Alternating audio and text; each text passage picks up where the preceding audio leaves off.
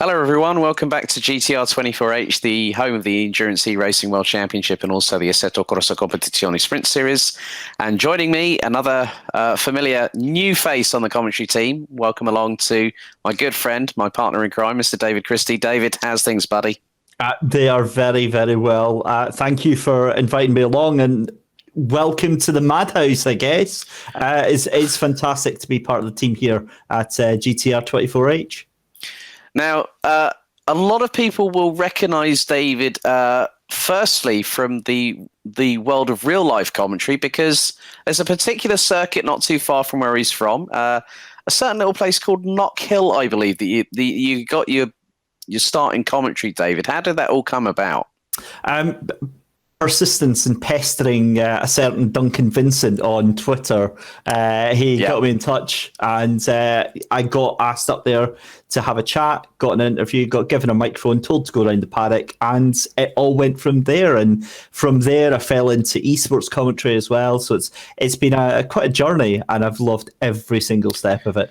Yeah, actually, we have to give Duncan a little bit of a shout out, because he's going to be joining Chris McCarthy and Lewis McGlade for this round of the Virtual Le Mans Series, replacing Martin Haven, who I understand is otherwise engaged with FIA, WTCR and ETCR duties this weekend. So, yeah, and Duncan's no stranger to esports himself in his own right, because I think, for those that might remember, myself and David, David actually gave me a shout and said, you fancy doing the esport, like the iRacing Summer Series for the Scottish Motor Racing Club esports side of things? And I went, yeah, I'll give it a shot. And we ended up doing the first one. And David was, I think you were burning the midnight oil on both ends, weren't you?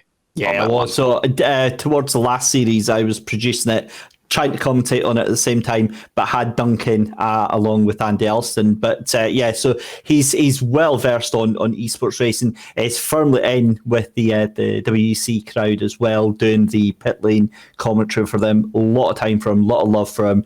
One of the proper jewels in the Scottish the commentary scene. But he's got fun this weekend as well, as do we in the weeks ahead. Indeed, because David is going to be the final member of the team that's going to be heading to the studio in Denmark to join myself, Yousuf and Kieran. David, it's going to be one hell of a week, isn't it? It really, really is. Do you know, I've never really had any experience with that. Obviously, I've had the experience with doing the commentary in real life racing, and I've taken part in a real life endurance race as well. And yet, it still doesn't match the excitement I've got for this. So, from my background, I've done LAN events and LAN parties, and that's the sort of excitement, that's the sort of vibe that I get from this. And yeah, really excited to be part of this. Now, for those that might not be aware of David's astuteness with regards to his sim racing commentary, you actually started competing in sim racing about a decade and a half ago, if memory serves me correctly. I'm showing my age there, unfortunately. Hey, you haven't got anything on me, so don't you start, Mr. Christie. So my history is I started I loved racing games, started on like Gran Turismo and even back to Scalextrics on the Amstrad CPC 464, but that's like back in the days of black and white. More recently, sim racing, you could say, is probably Live for Speed is the first sim that I ever actually touched, and went on from there to iRacing for a while. I really enjoy sim racing. I'm not very good competitively at it, but I absolutely love it. I love the scene. I love the people around it. I love everything and where it's going. I mean, it's unrecognizable to see the production values that we've got nowadays to where we were back then. But yeah, been in it for a while, and I'm really, really curious to see where on earth it's going to be in 5 years' time.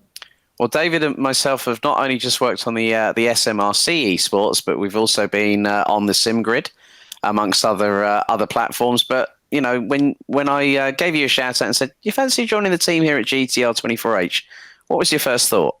Be honest on that one. Where, when, how? It's not the first time you've asked me to be part of a project, Alex, and the projects that you usually do involve me in are fairly different from your normal bog standard sim racing adventures. And you know, GTR 24H is no exception. It's a proper little family that we've got going on behind the scenes here, both in terms of the production and in terms of the competitors as well.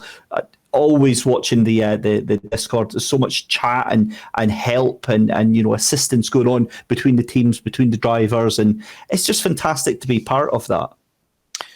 Now, I know that yourself, Kieran and Chris have only jumped on board sort of like towards the end of the EEWC. It's been a rather exciting season for myself, Yousuf and Ewan.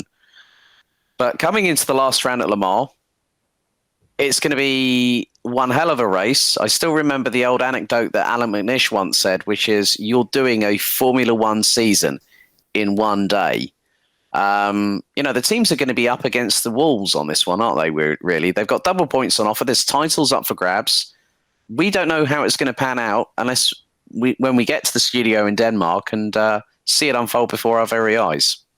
The other thing that's actually something that we haven't really spoken about, Alex, is that all of these drivers don't have their home advantage. So for the past 18 months, all of these drivers have been competing in remote races in the comfort of their homes, in their bedrooms, in their home offices, in their comfy little cockpit that they've got set up.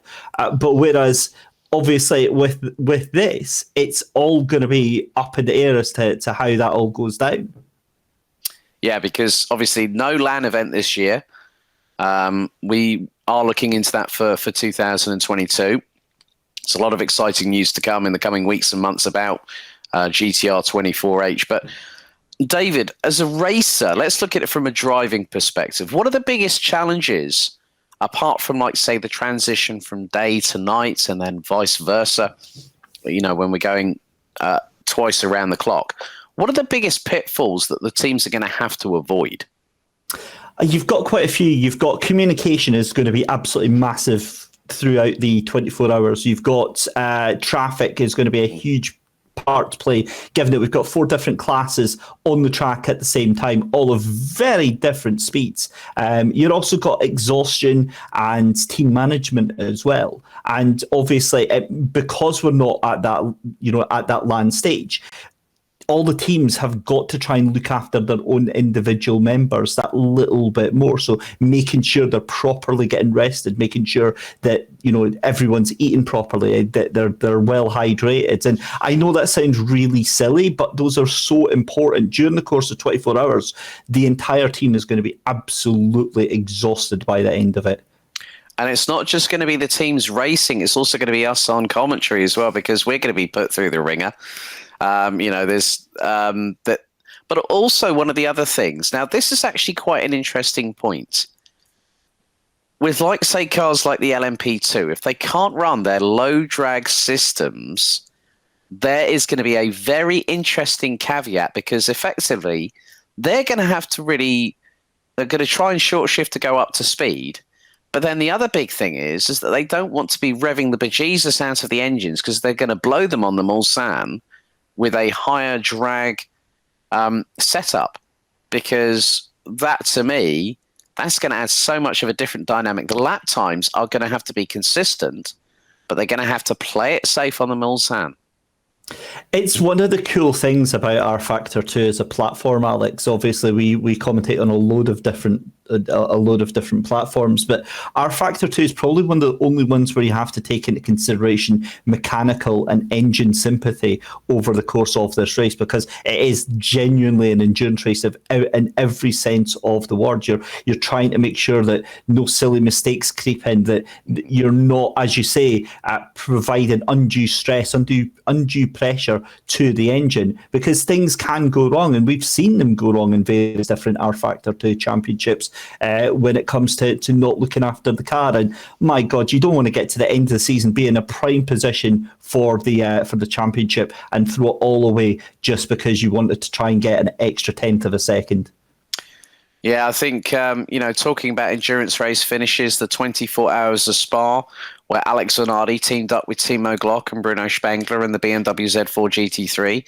And with 60 minutes to go, the engine expired. That can show how much it is a case of Le Mans picks its winners, not the winners being the ones that they're saying, yeah, we're going to win Le Mans. No, Le Mans is going to pick you. It's always been like that in real life and also in the virtual world, hasn't it? Yeah, Le Mans, you definitely have to have luck on your side for the race itself. Not only for the race, but for the lead up to the race. We've got several practice sessions and then that qualifying session. Obviously, the qualifying session is the key because it sets you up in your class for the race. The last thing you want to have going on is having to try and overtake cars in your class while the race is going on. You want to put yourself in the best possible position. But you can only do so much. You can do all the preparation you want. You can do all of the, pushing yourself, the mental training, all that sort of stuff, Alex. It all goes out the window as soon as that green flag flies. Well, as I alluded to earlier, David is the fourth and final member of the studio team that's going to be traveling to Denmark when we start things off on the 27th of October. David, thank you very much for your time. Looking forward to having you with us in Denmark in person, buddy. It's my pleasure, and I am beyond excited for this. So thank you very much for watching, everybody. Don't forget to tune into all of our relevant social media channels at GTR24H. You can also go to the official website where we're going to be bringing you some of the latest news from the esports racing world at GTR24H.org. Don't forget, if you haven't already, like, share and subscribe. We'll see you next time. Thanks for watching.